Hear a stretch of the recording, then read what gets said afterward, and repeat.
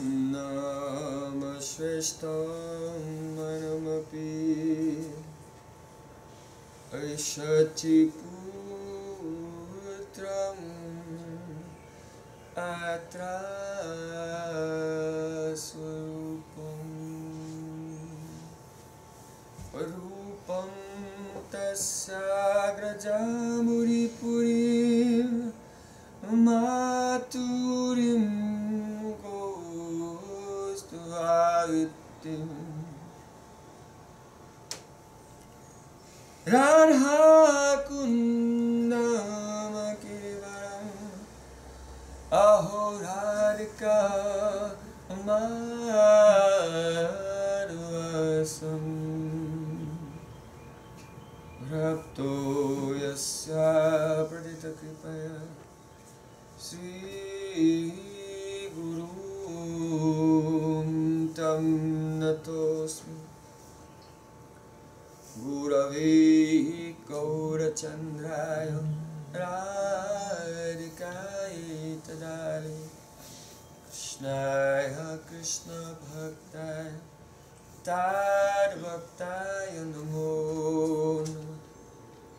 Anandalila Maya Vigrahaya Hemabhadivyatschavi Sundaraya Tasmai Mahaprema Rasapradaya Chaitanya Chandraya Namo Namaste Chaitanya Chandraya Namo Namaste Chaitanya Chandraya Namo Namaste.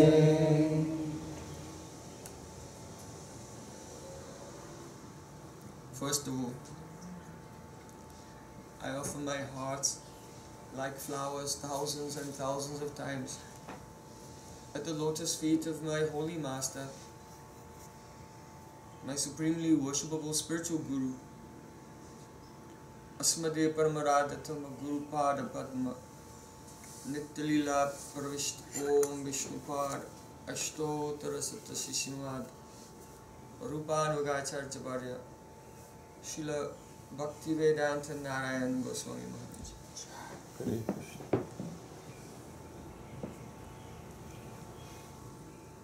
Secondly, I bow down again and again at the feet of my Guru's Guru, Srila Prabhupada, his Guru, and all the great spiritual masters in our tradition, by whose causeless compassion and very diligent endeavors the divine nectar of pure Krishna Prem, transcendental love, descends from the time immemorial, from a very ancient time, into this world on this very day.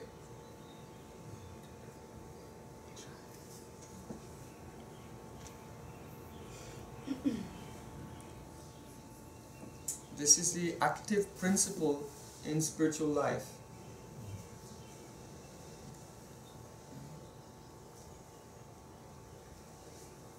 The degree to which we offer our respect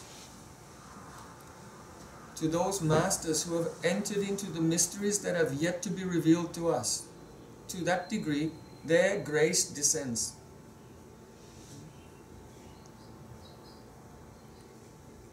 Finally, I offer my pranam to my dear brothers and sisters, all of you here this evening.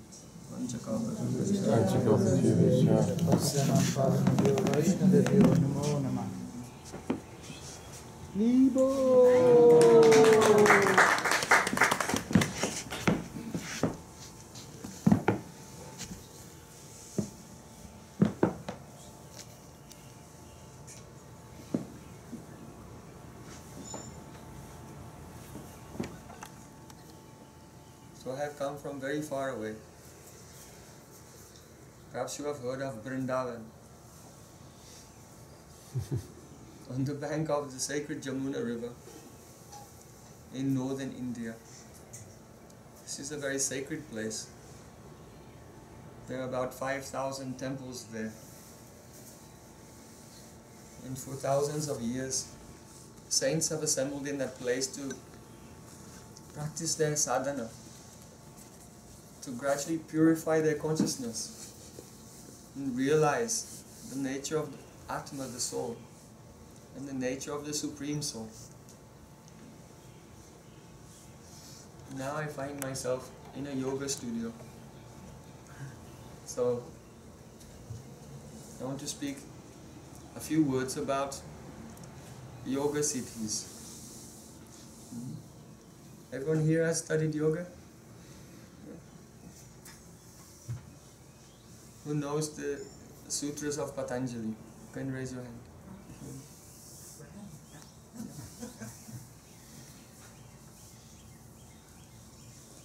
So, one may ask, "Oh, Prem Prayojan, why are you speaking on the Yoga Sutras of Patanjali? Your tradition is Vedanta, Bhakti Vedanta, the tradition of the Upanishads, Vedanta Sutra." Then I will give you the answer. That Vedanta, Veda Anta, Veda means knowledge. All the ancient scriptures of India are called Veda. And Anta means the end, the conclusion. So in the discipline of Vedanta, there is a comparative study of all the philosophical positions that have been taken by the great sages throughout the ancient history of India. So the Vedanta Sutras, they are divided into 4 parts. And in the second part, there is analysis of the 6 classical systems of Vedic philosophy. The first one is called Nyaya Sutra, the tradition of logic that was established by the great sage Gautam Rishi. The second classical system of philosophy is called Vaisheshik Sutra. It was composed by Kanad Rishi. Vaisheshik builds upon the principles of logic and analysis and comes to the conclusion that the whole world is made of atoms. And so Vaisheshik Sutra is Vedic atomic theory. The next classical system of philosophy is called Sankhya Darshan, and it was explained in the Sankhya Sutras of Kapil Rishi. So the Sankhya Darshan divides reality into 2 aspects, matter and spirit, or Prakriti and Purush. The conscious living beings and the inert material energy. When the Purush, the conscious living beings, contact the inert material energy, then the material energy becomes animated by the presence of the spiritual souls, and the whole drama of sansar, the material world, goes on. It's very interesting that the ancient systems of Nyaya, Vaisheshik and Sankhya Darshan were dualistic systems. They did not conclude that every soul is one, and that we're all the same person, that I am you and you are me, and we are all together, and I am the walrus. This philosophy came along much later, especially became popular with the discovery of LSD. But in the ancient times, Gautam Rishi, Kanad Rishi, Kapil Rishi even, the founder of the Sankhya system, or the formulator of the system, they had a dualistic understanding that every individual conscious being is an individual conscious being. It's not that our differences from each other are illusory. They're eternal and real. Then, so that's 3 systems. Now we go to the next 3. The 4th classical system of philosophy in India is the Yoga Sutra of Patanjali. So Patanjali, he took the foundation, the metaphysical foundation of the ideas of Purusha and Prakriti from the Sankhya system. And he said, look, only by philosophically thinking that you are not the physical body, you are not this machine made of earth, water, fire, air and space. You are not the astral body made of the mind, intelligence and ego, but you are Purush, the transcendental soul. Only by thinking about this philosophically will not be sufficient to extract the soul from his entanglement with matter, from his entanglement with karma, from being just washed away in the current of the endless chain of birth and death. Philosophy is not enough. You have to practically do something. You have to control the mind and bring it to the state of samadhi, trance. Only in that state can one become completely disconnected from the physical energy, completely free from all contamination of three gunas, sattva, rajas and tamas. The energies of creation, maintenance and destruction in the material world, which are all subject to time. Atma, the soul, is timeless, but we are involved in the plane of time, temporary material existence. It's not our real home. So Patanjali said, you cannot philosophize your way out of this. You actually have to control this body, mind and senses, bring them into a perfect equilibrium, samadhi, and then you can become Mukta Purush, a liberated being. After Patanjali, the next system is called Purva Mimamsa or Karma Kanda. It was formulated by Jaimini Rishi. Jaimini Rishi said, all this talk about liberation, this is just flowers in the sky. Have you seen a flower in the sky? No, because they don't exist. So, this is all talk. Look, we're here in this world and you can't get out. Because everything that you do makes a reaction. Even if you're doing nothing also makes a reaction as well. It's a neglect of duty, you see. So he said you cannot get out, you have to learn how to play the system. If you can perform pious activities, if you can perform Vedic sacrifices, making oblations by mantra, you've perhaps seen in India how the Brahmins sit. Om Prajapati Vishnu Rishi Gayatri Chandaha Shri Vishnu Devata Upanayane Vinyoga Om Swaha, and they put ghee in the fire. If you perform these yagas by utilizing the vibrations of the Vedic mantra, you can create for yourself a future where you'll always be on the top of the karmic pile. You can't get out of this world, but at least you get to live in Hawaii or something. Instead of Detroit. So there are different places. I'm not only talking about places in America, but there are different planetary systems. You know, there are planets which are lower than this Earth in terms of their standard of living and experience, and there are planets which are far superior as well. So those who know the art of performing the Vedic yagyas can actually, when this life, the karma of this life is exhausted, go to higher planes where they can have a fantastic lifespan. Those planes are mentioned in the Brahma Gayatri mantra. Om Bhur Bhuvaha Swaha. So Bhu is the earth, Bhuvaha is above, and then Swa, Swargalok. There is one very great party is going on. Everyone is enjoying. No one has to pay any taxes. No one has to work. So those who have done, learned how to manipulate the karmic system can go up to the higher planes and enjoy there. Well, they try, but they never experience happiness. Because the material energy, the physical universe itself, is a foreign element to the soul.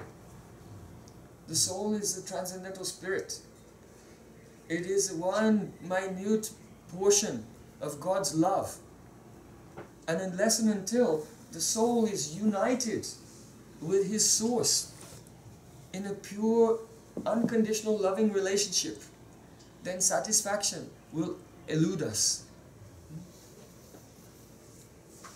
So, in the school of Vedanta, the sixth system is Vedanta.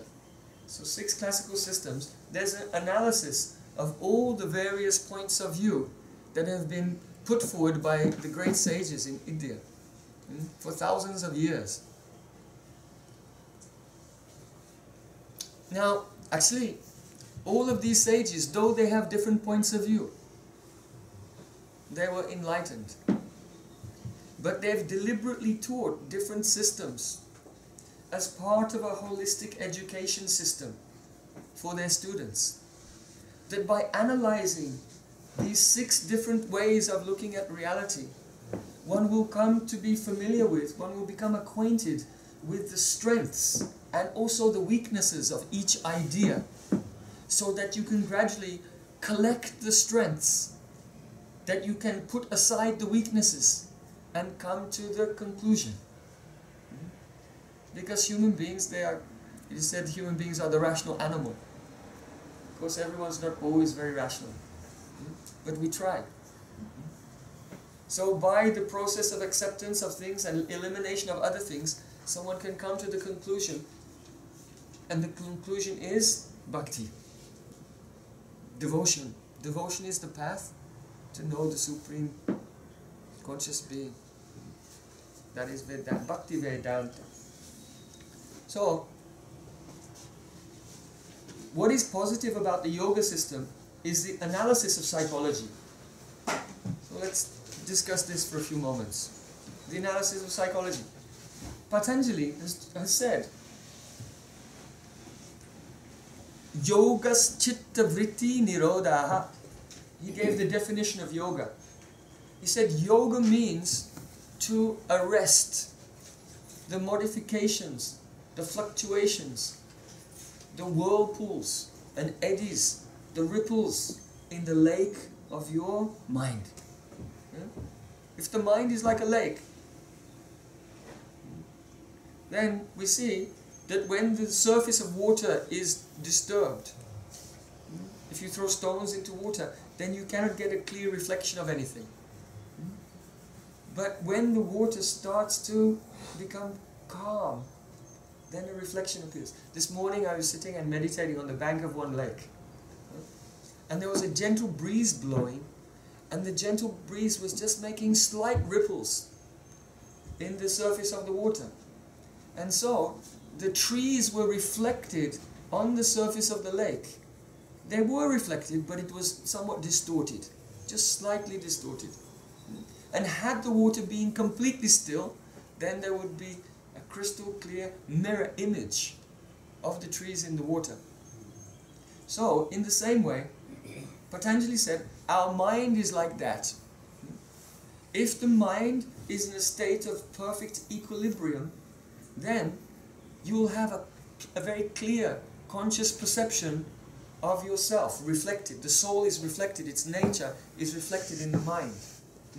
But if the mind is oscillating, if the mind is modulating, disturbed, the ripples are there, then if the ripples are very slight, you start to get a clue. Oh, you start to have a clue about your nature, some intuition will come. But if the disturbance is pronounced, then you have a completely distorted impression of who you are. So Patanjali said that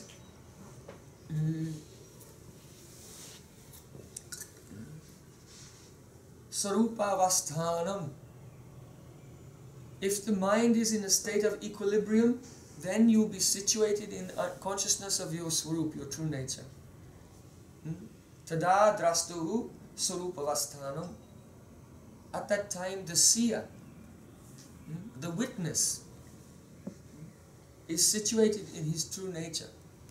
It's so important to understand our position of witnesshood. Patanjali says, drastuhu means the seer. Another word in Sanskrit is shakshitva, shakshi. Shakshi means the witness. We are not the participants in this world. This body is not the self. It is external. Just like the street out there. But just as the street out there is external to your body, so seemingly the mind is also external, just like the street out there, in relation to Atma, the self. All your thoughts, feelings, ideas, attachments, aversions, likes, dislikes, allegiances to family, nation, planet, all of these are in the mind. Temporary things. But the self is distinct from them. So when the mind is in equilibrium, tada drastu surupavastani. One experiences, I am eternal, timeless being.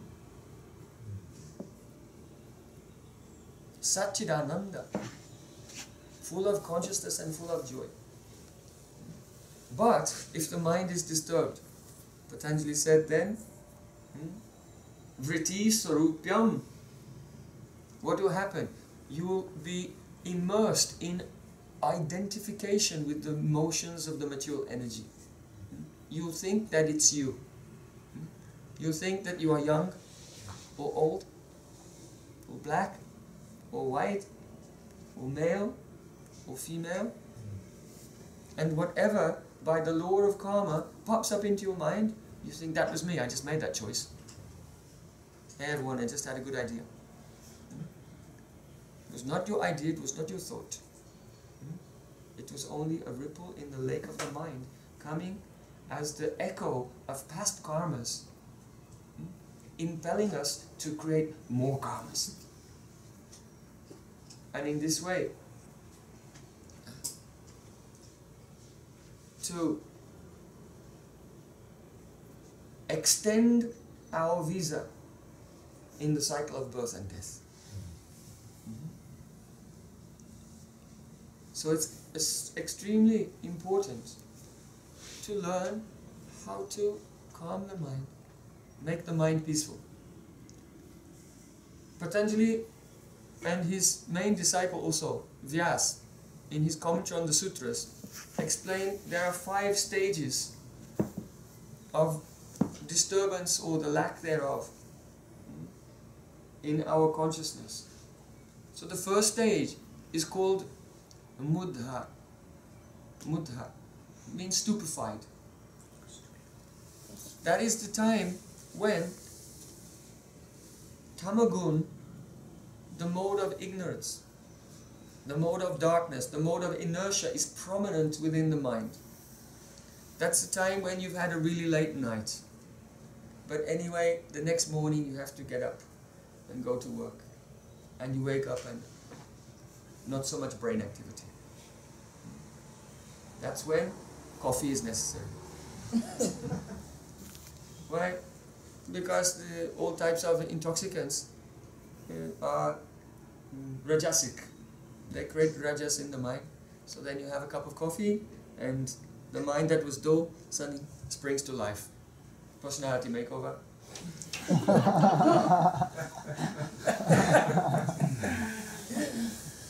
And you become that person everyone knows and loves, which really isn't you.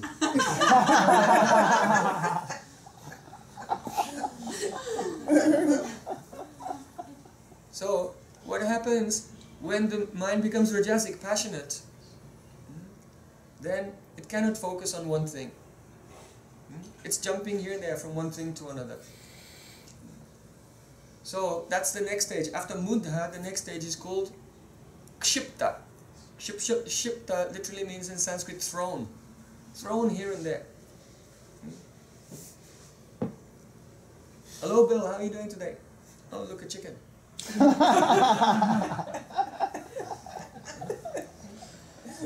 Mind is going everywhere. So, in that state, there's no such thing as meditation. There's no such thing as yoga. The next state, Mudha, Kshipta, then Vikshipta. Vikshipta means more sattva gun. has come, the mode of goodness, equilibrium. Persons who are sattvic in the mode of goodness, they're more calm, more peaceful, they have concentration, they can think deeply. They're not prone to quarrel with others. They're not prone to be in conflicts with others or be envious of them in any way. They try to see everyone equally. So this stage vikshipta is essentially concentration is there, but with momentary lapse of concentration, moments of distraction. But by and large it's fairly concentrated. So it's sattva with a little rajas is still present. So these three states, muddha, kshipta and vikshipta, in these three states even yoga is not possible. You're not doing yoga. You can be doing gymnastics, but not yoga. Yoga, according to the Sutras of Patanjali, begins in the next stage. The next stage is called ekagrata. Ekagrata. Chitta. Eka means one and agra means point. Ekagrata chitta. One pointed attention. It's a stage where Tamagun has gone, Rajas has practically gone. There's hardly any Rajas at all. Only the Sattvic Vikar, some slight transformation, predominated by Sattva Gun is there. Not full Sattva, because Sattva itself is inert. It has no movement. But almost Sattvic. In the state of Ekagrata, concentration, there yoga begins. It's the first type of Samadhi. There are two. Sampragyata Samadhi and then Asampragyata Samadhi. So the Sampragyata Samadhi, this Samadhi is available in the stage of Ekagrata, one-pointedness. Now, in one-pointedness, the mind takes on qualities that the ordinary person, they cannot imagine. They cannot even dream of. It's just like, the sun's shining today and it's very pleasant. But if you take a magnifying glass and hold it by some leaves, then the rays of the sun which were dispersed become focused on one point. And even the mild sun on a pleasant day becomes capable of lighting fire very quickly. So in the same way, when our consciousness isn't distributed everywhere, between our car and our kids and our job and the TV and our Facebook, and when the consciousness is focused in one place, it takes on astonishing qualities. So in that stage of ekagrata, an ability comes, it is called samapati. You see, if I say, please imagine an orange, then you can close your eyes and you can see an orange in your mind. But it's not very steady. It's not very still. You can't really taste it or really touch it. You have a vague idea because the consciousness is not steady. In the stage of ekagrata, when the person meditates on something, that object in its completeness manifests totally in their consciousness. That capability is there. Why?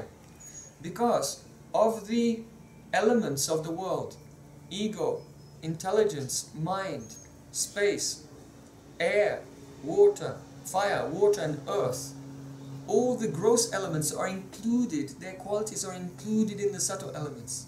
So in the subtle element of your chitta, of your mind, there is the potential to produce anything.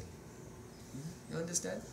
So the yogi, in the stage of ekagrata, can focus his consciousness like a laser on anything of his choice.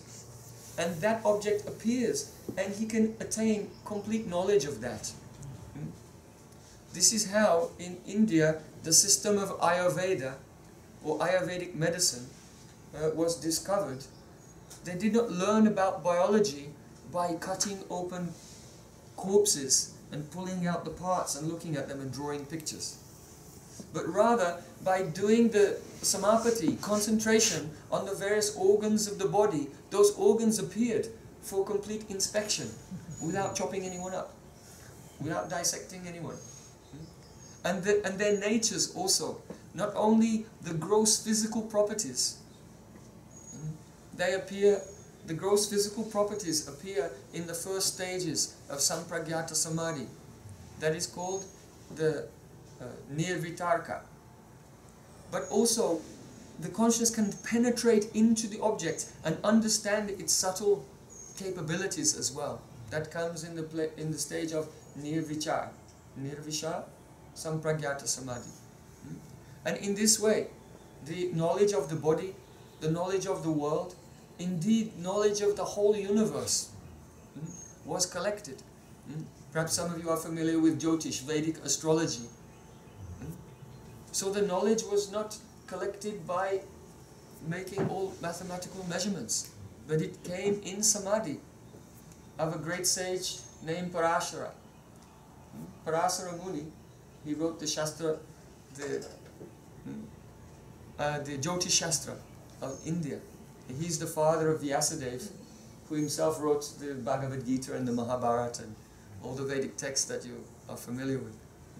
So, it's another way of knowing, another way of understanding things. You see?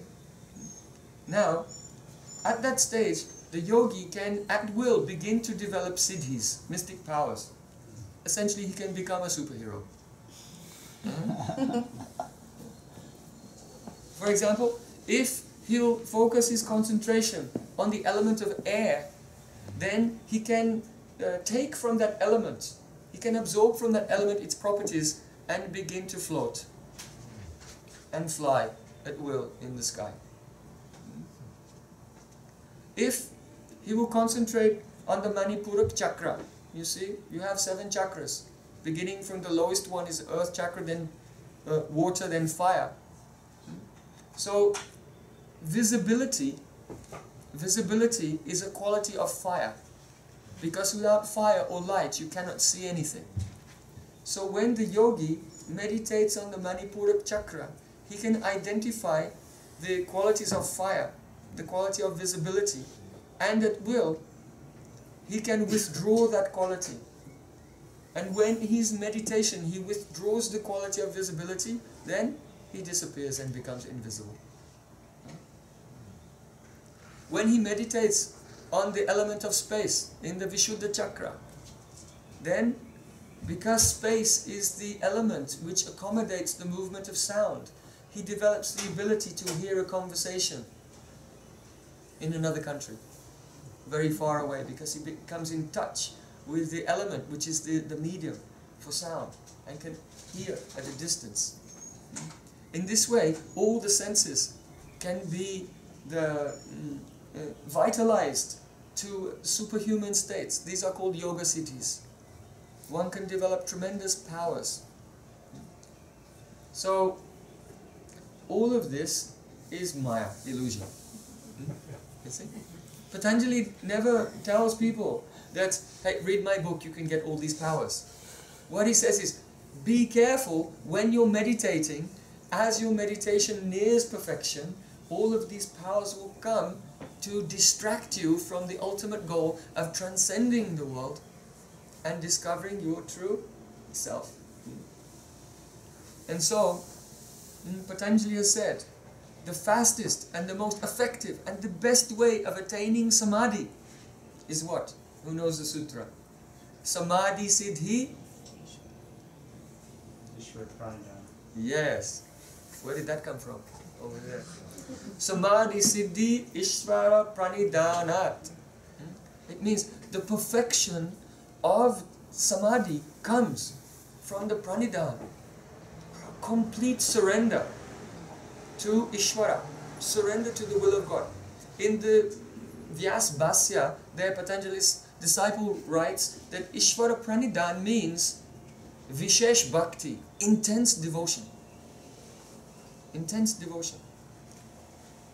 Patanjali has also given some sutras to help us understand something. Because some people think that when you go to the state of samadhi by surrendering to God, then you become God. So Patanjali, to help us, does not make that mistake. He said, klesha karma vipak ashaya aparimrishta vishesh purusha Isvara. Who is Isvara? Isvara is a vishesh purush, an individual conscious being who aparimrishta was never touched. It's in the past tense. He was never touched by karma, klesha, vipaka ashaya, and the vehicle of consciousness which carries our karma and our klesha, our material suffering. That means that any yogi or any practitioner today who is practicing his sadhana to rise above the kleshas, the difficulties of life, isn't Isvara. Because Isvara is that person who was never touched by these things. Understand?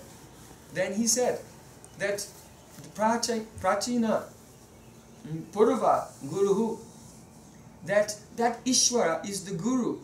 He is the spiritual teacher of the ancient past masters. What does that mean? That means that those masters who were liberated by the process of yoga did not mix with Brahman and become one and enter into the eternal the light of shunya, nothingness. Because Patanjali said, he is the guru of the past masters. What is the relation between a person and his guru? Service. And so even the past masters who were liberated still exist as individual beings, and they're engaged in the service of that Ishvara. So it's very clear from the sutras for those whose minds are open enough to take them in their direct meaning without twisting. Because we find that nowadays most of the teaching of yoga has become mixed with the Advaitavad of Shankaracharya. But you should know that Patanjali based his sutras on the metaphysics of Shankya Darshan, which is dualistic. It is not impersonal. And what's more, Patanjali wrote in about the year 400 BC. And Shankaracharya, the father of the Advaitavad, the school of extreme monism, he wasn't born until 788 AD. So there's no question that Patanjali's Yoga Sutras are promoting a state of extreme oneness, but rather a state of oneness that is felt between the soul and the Supreme Lord through love. Not one, but oneness. So Patanjali warns, be careful. By doing tapasya, austerities and so on, these siddhis will come. So even without doing the even without doing the asana, without practicing pranayama, without practicing dharana, dhyan and samadhi, samadhi will come only by Ishvara Pranidhana. Intense devotion to the Supreme. Patanjali expresses this in the beginning, but then he goes on to say that, okay, if you don't have a trust in that, here's the other, I'll tell you the other things. Okay? But they'll produce so many side effects. So in regard to Ishvara Pranidhana, Patanjali tells us that Pranava Vachakaha, the Supreme Ishvara, the all-pervading personal conscious being, is indicated by the syllable Om. It is a name.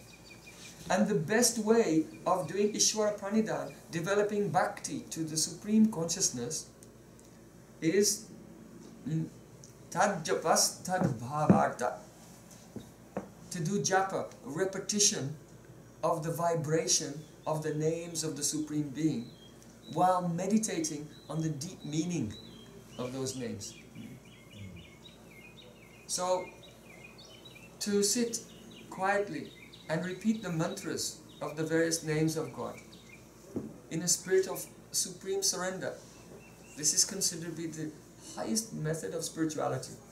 in Bhagavad Gita, Sri Krishna said, Yajnanam japa yagyosmi. Of all sadhanas, of all practices, I am the repetition of mantra, of the holy names. So that can be done as a personal meditation, and it can be done as a group musical meditation. And that is even more powerful. When the aspiring spiritualists come together and infuse each other with a very powerful and melodic vibration of devotion through kirtan. So as much as possible, try, all of you, please come together with your local resident expert spiritual musicians and make kirtan of the divine names. It is the supreme yoga system. I want to tell you one history, very beautiful history from the Puranas. One aspect of the niyams described by Patanjali is called swadhyay. Swadhyay. Swadhyay means two things. He explains, one, it means the repetition of mantra, and the other, it means to study the Vedic texts, the Puranas, the Upanishads and so on. And the result of swadhyay, because each of the yams and niyams has a result, you know, like ahimsa. The first one is ahimsa. What's the result of ahimsa? Who remembers? Harming can't exist in your presence. Excuse me? Harming cannot exist in your presence. The harming. Yes, harming cannot exist in your presence. Yeah, it literally means if some people are having a conflict, a quarrel, if you have perfected ahimsa, when you just walk into the room, they all give up their enmity to each other and conflict resolution takes place just by your presence, just by your aura. Yeah? It's a nice quality to have. Yeah? What a nice quality. So each of the yams and niyams produces an effect. For example, aparigraha, not grasping for more than you need. What result comes from that? Remember? All riches come to you, something like that? No, that comes from asteya. Oh, yeah. From aparigraha comes... Oh, knowledge of your past lives? Yes. That the mind becomes so steady that you can look into your own subconscious mind and see there the impressions, the footprints of your past activities. The activities of many, many previous lifetimes. Now, if you were to do that, if you were to look into your last... I can give an example. Once there was a rishi and he meditated, and by his meditation he had the vision of his last about 700,000 lives. 700,000 lives. And what conclusion did he come to? Gotta get out now.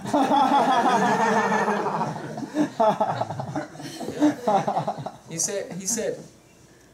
came to the conclusion that the material world is a sea of pain. You see? When a mind is all, you know, like an insect running here and there, very, very busy, we're always looking for the next fix. We're always very optimistic, what will come next. But when the mind slows down and we begin to see the vast nature of time, at that time we'll see that there are insects that are born in the morning and die in the evening, you know, and like that we're just struggling and dying again and again and again, and there's a little bit of relief in between, but it's not much. And so when someone has that deep vision of reality, as my friend commented, you'll just say, I have to get out of this situation. What do I have to do to transcend it? That's my problem isn't my spouse or my student loan or whatever. The problem isn't the Illuminati or... The problem is I'm here. Being here. So that doesn't count. So we're talking now, what is the benefit that comes from swadhyaya, the repetition of mantra and hearing, learning, discussing the Vedic literatures such as Bhagavad Gita, the Puranas. What is the benefit of swadhyaya? We're very lucky you have you're a resident expert here. I'm waiting to see if anybody Yeah, be generous, give them a chance. Let their star shine. I think you already answered it. You get all riches, is that No, that was a stega. From swadhyaya comes Ishtadeva Samprayog. That means a meeting with your Ishtadev. Meeting with, what is Ishtadev? Ishtadev means this, that Isvara, the Supreme Conscious Being, is a person with a very beautiful divine spiritual form. But that spiritual form is not limited in any way. He can manifest in unlimited different features according to the relationship we want to have with Him. As Krishna said in the Bhagavad Gita, Ye yatamam prapadyante tangstataiva bhajamyaham. As anyone surrenders to me, in whichever mood they approach me, I reciprocate with them. Just like in India you see, some devotees there, they want to relate to God, not as God, but as a little baby. And they see Krishna as a little baby, toddling here and there, stealing butter, gets ice cream all over his face, and plays, comes in their lap. Oh. They want to have like a parental relationship. Others want to be servants. Others like to relate with the Supreme Being as friends. Others in the romantic mood even, to become literally the lovers of the Supreme Reality. Astonishing. What a prospect. That prospect is there for each and every one of us. In fact, that's why we exist.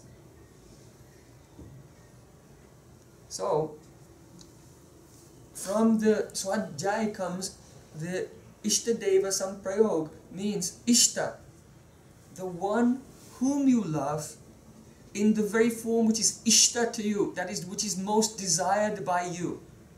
What is your individual heart's spiritual cherished desire? That very relationship in that form, Isvara will appear. That is the result of swadhyaya. So, you are all yogis, it's very important to practice swadhyaya. So that's what we'll do now by hearing a narrative, one narration from the Puranas. Just briefly. Please give me your full attention for a moment. Once, there was a king. Many thousands of years ago. These histories are coming down in the parampara, from guru to disciple, for thousands of years. There was a king, his name was Uttanapad. And this king, he was emperor of the world, the whole world. And he had two wives. One of his wives, her name was Suniti. In the Vedic culture, everyone's name very closely corresponds to their personality. Because at the time of birth, the astrologer looks at the chart and calculates what the name should be. So Suniti was really Suniti. That means Su means beautiful and Niti means ethics, morality, integrity. So she was Suniti really, the embodiment of ethical behavior, moral standards and integrity. His other wife, her name was Suruchi. Su means nice and Ruchi means tasty. So Suruchi, she liked to enjoy her senses. She liked luxury. She liked sensuousness, sexuality. So, of these two wives, the king was, I can't really say he was really torn between them. Because Suruchi was winning hands down.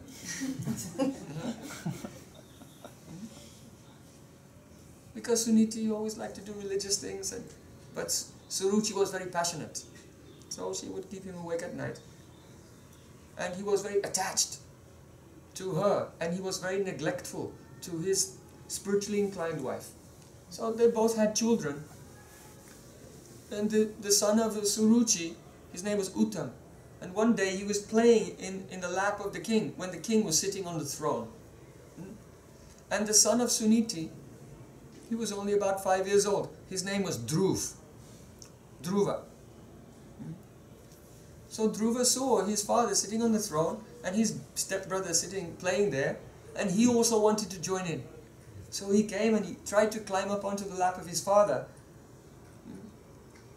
But Suruchi came and pulled him off the lap of his father and said, "You can't sit there.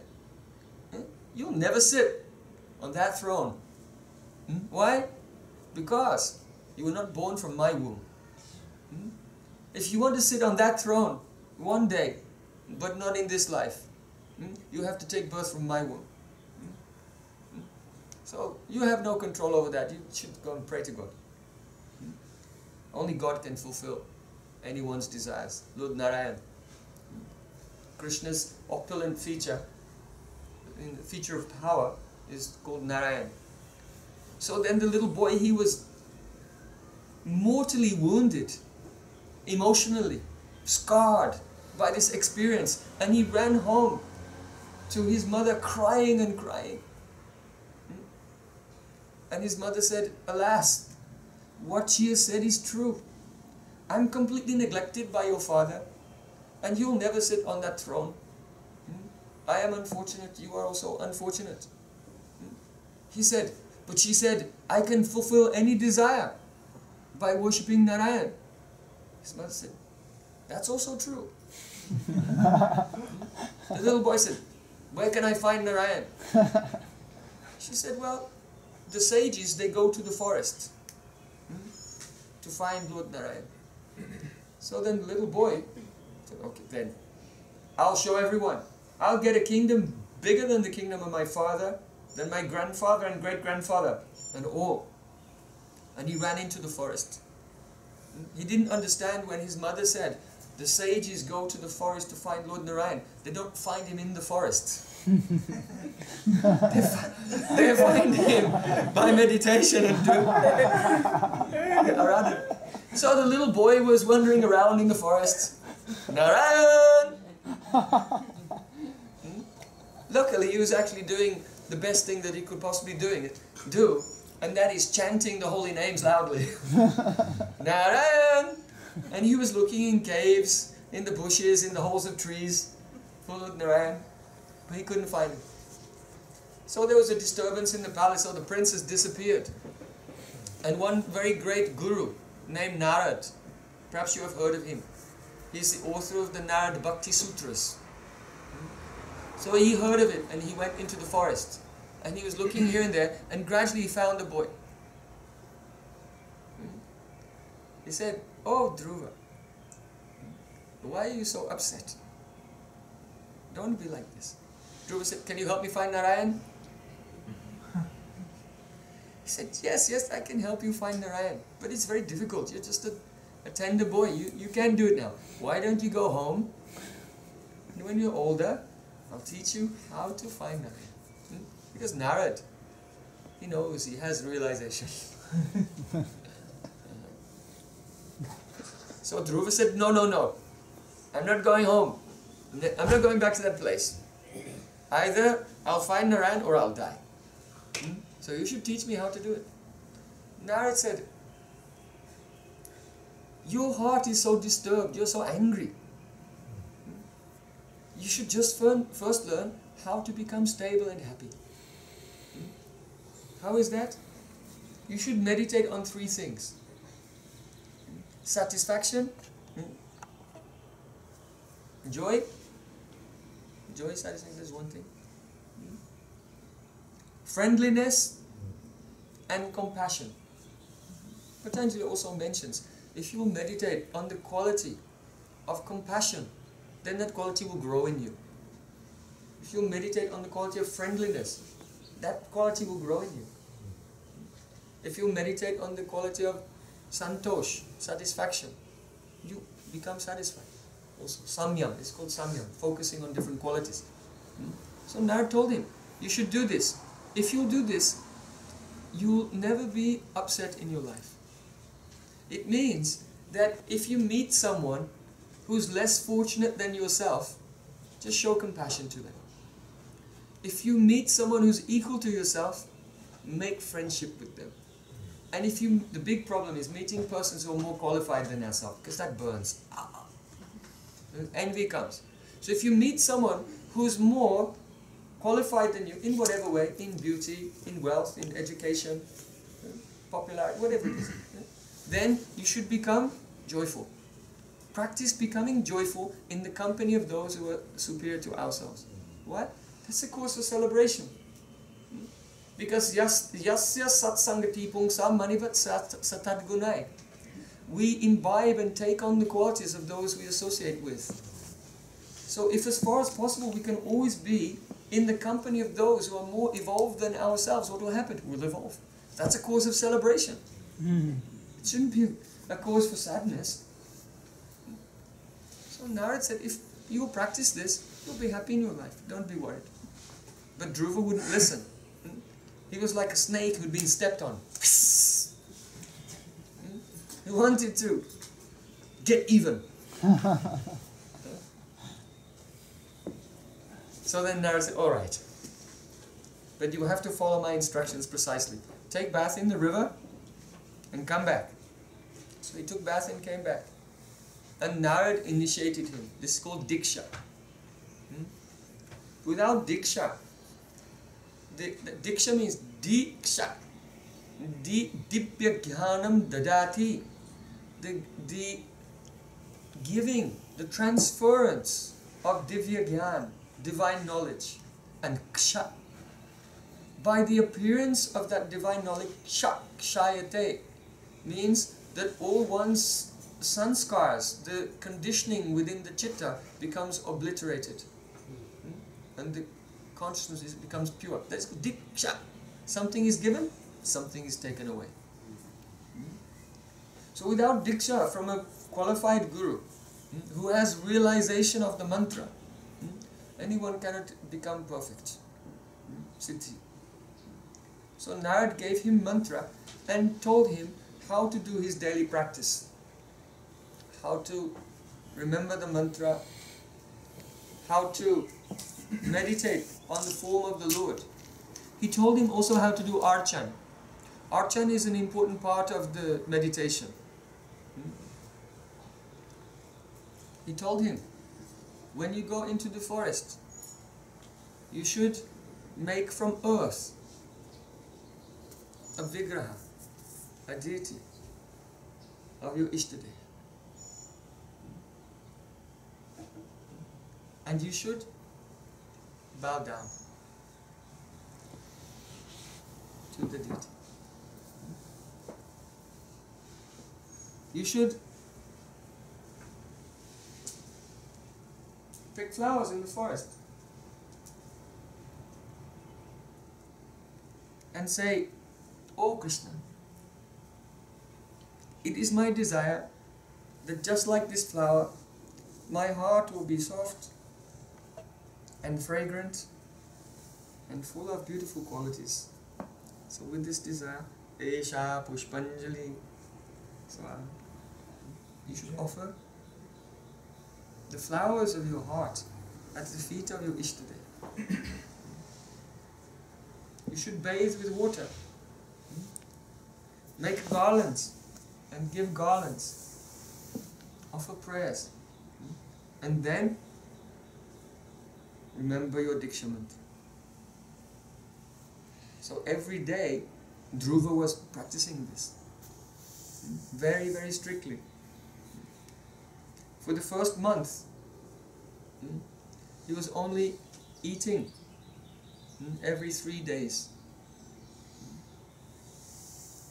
And then gradually he gave up eating.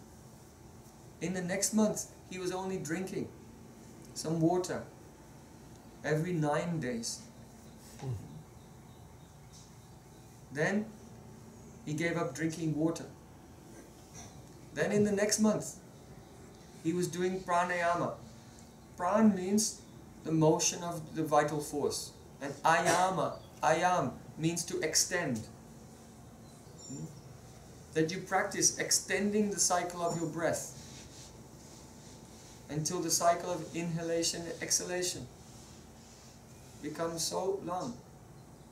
Gradually. The next month, he was only taking one breath every 12 days. His pranayama, one breath cycle was 12 days. And then the next month, he stopped breathing. When at that point, all the siddhis came, he could see celestial beings from the higher planes flying in their airplanes, viman, in the sky. He became so heavy, he could make the earth tremor by pushing down with his toe. You know, he was doing Vriksha asana like this. And he pushed down with his toe, he could tilt the earth. It became so heavy. And when he stopped his breathing, because this physical body is a microcosm of the macrocosm of the universe, then the beings in the higher planets, their breathing began to choke and they couldn't breathe. So they prayed to Lord Brahma, the supreme among the devatas within the material universe. And they begged, please help us. And he prayed to Lord Narayan. So gradually, he was meditating. Inside, his mind was completely still. And as he uttered his mantra, Om Namo Bhagavate Vasudevaya. Om Namo Bhagavate Vasudevaya. Reflected in his pure chitta, he could see the lotus feet of the Lord. The toenails shining, little reddish at the bottom. Golden anklets, very beautiful golden cloth, golden waist belt. His complexion like a fresh rain cloud, bluish, as if like a rain cloud, very fresh and illuminated by a streak of lightning. He was wearing a beautiful garland of divine flowers from his neck down to his feet, and bees were humming, attracted by the fragrance. He saw Krishna in the form of Narayan, with 4 arms, carrying the chakra, the disc, Gada, the club, the conch shell, and a lotus flower. And his face was smiling benignly. His eyes like lotus petals, glancing, full of compassion, and curling hair with fragrant oil falling onto his face, and a very beautiful jeweled golden crown. And he was seeing this in his heart in great ecstasy, the reflection in his pure chitta of the Swarup, the divine form of his Ishtadev. So then, suddenly, that form of the Lord in his heart disappeared. And it was such a shock, because he was feeling the waves of joy, that his meditation broke. And he opened his eyes and saw Krishna was standing in front of him. He was standing right there. He couldn't believe it. His voice was shocked. He could not speak. He just bowed down to him. And he wanted to offer prayers. But he was only about 5 years old, 6 years old now. He didn't really know anything. So Lord Narayan took his conch and touched him on the head. And the moment he touched him, spontaneously, very beautiful prayers emanated from his heart. He said, Stana Bilasa Tapasi Stitoham Tvam praptavam deva munindakuyam kachan vichinvan api devya ratnam swamin kritatosmi param najache. Oh my Lord, I have been engaged in extreme tapasya, hard austerities. Why? Because I wanted a big position in this world. I wanted to become like the emperor of the universe. But what happened? Tom praptavam deva munindra kuyam. Somehow or other, by the mercy of my guru, I found you, who are very difficult to attain, even for the devas, for the demigods, and great munis, rishis and sages. I feel exactly like a person who was looking for a piece of broken glass, and by accident I found the most valuable diamond. You see? Because his endeavor, he was looking for something of this world, but now he realizes whatever exists in this world which seems wonderful and desirable is just worthless like a piece of broken glass. But by the mercy of his guru, he found what was truly valuable. His Ishtadev, the beloved Lord with whom his soul has an eternal relation. So Lord Narayan said, oh, you should take from me any benediction you like.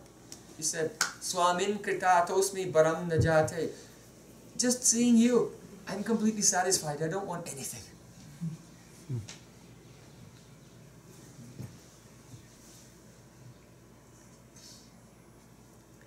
So, then Supreme Lord blessed him.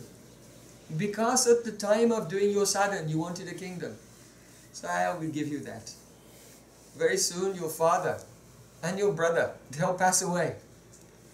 And you'll become the emperor of the world for 36,000 years. Now he was lamenting, oh, when I was doing my sadhana, why did I want anything? When you're practicing your sadhana, don't ask for anything. Only ask for one thing. What is that?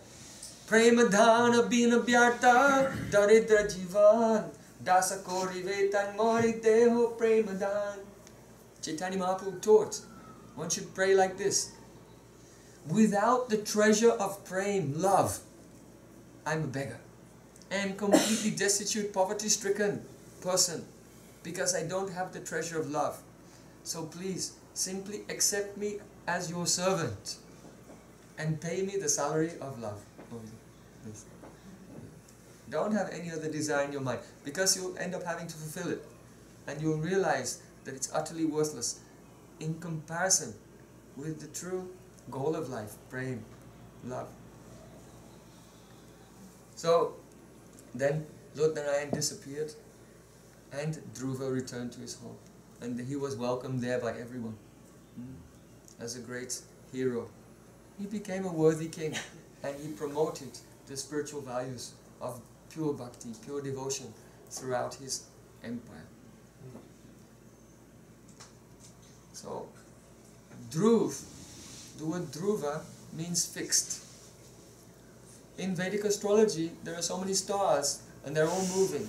But one star, the pole star, never moves. That planet is called Dhruvalok. So Narayan gave Dhruva the benediction that at the end of his life, he would go there. That's why it's called Dhruvalok, because it's his planet now. That's where he's ruling. So when you look in the night sky and you see the pole star, then remember Dhruva. He attained perfection in his spiritual life by his steadiness, firm faith in the teachings of his guru. This history has allegorical dimensions also. I want to mention them. The first is that the king, Uttanapad, Utta means up, and Pad means feet. Whose feet are up? Who is that? All of us. Because when you're born with your head down and your feet up. Uttanapad. But when you're born, you have two choices. Suniti and Suruchi.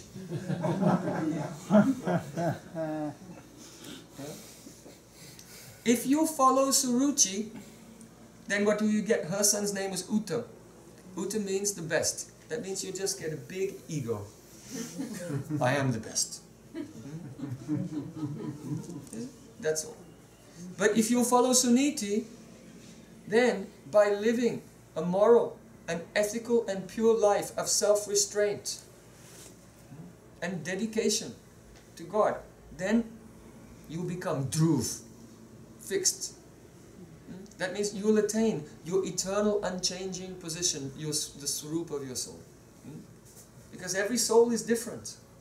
Every soul has the potential of a very beautiful spiritual body, eternally youthful and full of the divine arts. And so the path of spiritual life is to remove the coverings of our true personality and discover our eternal spiritual form and enter into a loving relationship with our Ishtadev. So in this way, we have tried to summarize this evening the elements of yoga and its ultimate goal. Thank you for listening patiently.